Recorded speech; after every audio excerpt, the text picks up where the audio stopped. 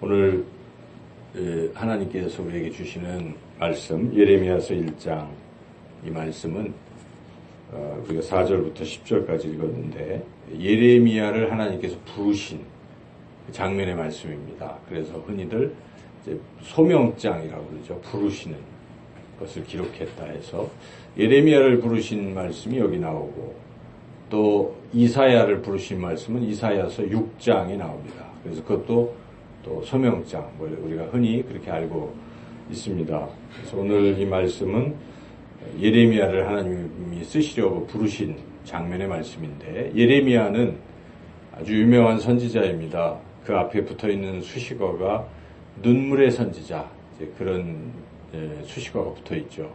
눈물의 선지자라는 말은 아주 슬퍼했다는 것인데, 그 남유다가 이제 마지막으로 이제 멸망이 돼가지고 바벨론의 포로로 끌려가고 나라가 망하고 할 그때에 활동하던 선지자입니다.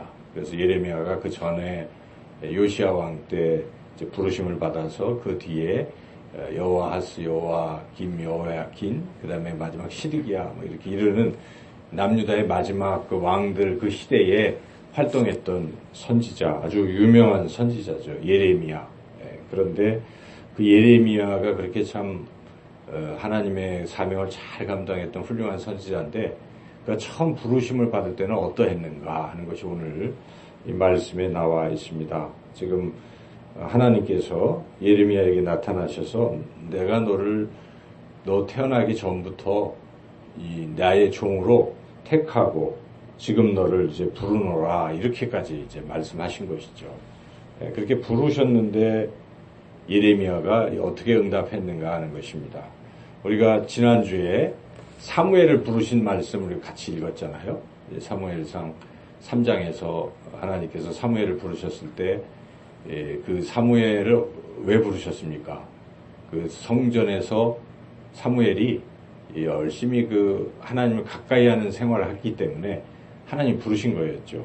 당시에 대제사장 엘리도 있었고 그냥 어린 12살의 사무엘도 있었는데, 하나님이 대제사장 엘리를 부르신 것이 아니라 그냥 소년 사무엘을 부르셨는데, 그 이유는 엘리는 뭐 하고 있었습니까? 자기 처소에서 그냥 소위 그 관저에서 쉬면서 일을 안 하고 있었기 때문에 하나님께서 이렇게 보니까 제사장도 아닌데 사무엘은 그냥 하나님이 좋아서 하나님 성전에 누워서 자기도 하고, 그래서 하나님이 주목하시고 그 사무엘을 종으로 부르신 것이죠. 그래서 그 부르심에 사무엘은 말씀하소서 종이 듣겠나이다 하고 바로 이제 순종하고 그 부르신 일을 잘 감당했던 훌륭한 선지자였는데, 이에 반해서 오늘 읽고 있는 이 예레미야는 부르실 때 즉각적으로 응답을 하지 않고 나는 못하겠습니다 이러고 있는 거죠. 자, 여기 한번 읽어보겠습니다. 6절 다 같이 한번 읽어보겠습니다. 내가 이르되 슬프도소이다. 주 여호와여 보소서. 나는 아이라 말할 줄을 알지 못하나이다 하니. 사무엘도 부르실 때는 우리가 보면서 사무엘은 뭐라고 대답합니까? 말씀하옵소서, 주의 종이 듣겠나이다 하고 이제 순종을 했지 않습니까? 그런데 이 엘리야는 나는 아이라 말할 줄 몰라요, 나는 안 돼요 하고 이렇게 부르심에 대해서 좀 뭔가 좀 부정적으로 반응을 한 것이죠. 부정적으로 반응한 이유는 자기의 능력이 모자란다 이제 이런 뜻에서 한 것이죠. 우리가 하나님의 부르심을 받습니다. 얼마나 귀한 것입니까? 나 같은 자를 하나님이 귀하게 여기셔서 하나님의 일을 맡기시려고 부르실 때 나타내는 반응들을 보면 여러 종류가 있어요. 교회에서도 이제 우리가 집사의 직분, 또 이런 직분을 하나님이 주실 때 어떤 분들은 나 같은 자를 하나님이 이런 충성되게 여겨서 직분을 맡겼으니 감사하고 감격하는 사람이 있는가 하면, 어떤 사람은 어떻게 반응합니까? 귀찮은데, 나 할 일도 많은데 왜 나한테 이런 일을 시켜? 나는 내 일을 해야 돼. 이런 부류의 사람도 있고, 또 한 종류는 나는 진짜 제대로 제가 할 수 있을까요? 하고 자기는 능력이 없어서 차라리 저 능력 있는 저 사람을 시키세요. 이렇게 반응할 사람도 있을 것입니다. 지금 오늘 본문의 예레미야는 그런 거예요. 나는 능력이 없다. 이렇게 하나님께 이제 말씀을 하고 있죠. 그때 하나님께서 이 예레미야를 뭐 야단치시고 하신 게 아니라는 것이죠. 다시 하나님은 이 예레미야를 쓰시려고 격려하시는 거예요. 오늘 본문을 통해서 우리는 하나님이 얼마나 격려하시는가 그것을 들을 수가 있어요. 어떻게 격려하시는가. 첫째, 7절 이제 그렇게 나는 못합니다 할 때 하나님 뭐라고 말씀하십니까? 7절부터 같이 한번 읽어보겠습니다. 7절 읽어보겠습니다. 여호와께서 내게 이르시되 너는 아이라 말하지 말고 내가 너를 누구에게 보내든지 너는 가며 내가 네게 무엇을 명령하든지 너는 말할지니라. 자꾸 아이라고 못한다고 하지 말고 해라. 내가 너를 세웠다. 해라. 이렇게 말씀하시는 것이죠. 사실 모세도 하나님이 부르실 때 뭐라고 합니까? 나는 입이 뻣뻣해서 나는 말도 못합니다. 차라리 내 형님 아론이 말 잘하니까 형님 시키세요. 이제 이렇게 모세가 반응할 때 하나님 뭐라고 하십니까? 아니야 너야 네가 해야 돼 라고 말씀하시죠. 계속 모세는 아닙니다 형입니다 그러니까 나중에 하나님이 화를 내신다고 성경에 나와요. 너라니까 그렇게 말씀하시죠. 그래서 우리가요 부르심을 받을 때는 거절하면 안 된다는 것입니다. 하나님의 뜻이 있어서 나를 부르셨다라고 믿고 겸손하게 순종하는 것이 굉장히 중요한 태도이죠. 그런데 우리가 비록 부족해도 부르심에 응답할 수 있는 이유가 있어요. 하나님이 부르실 때는 능력을 주시겠다는 말씀입니다. 할 수 있게 만드신다는 것입니다. 하지도 못하는데 하나님 시키시는 그런 분이 아니시라는 것입니다. 할 수 있다는, 어떻게 할 수 있게 만드시는가. 8절 같이 한번 또 읽어보겠습니다. 너는 그들 때문에 두려워하지 말라.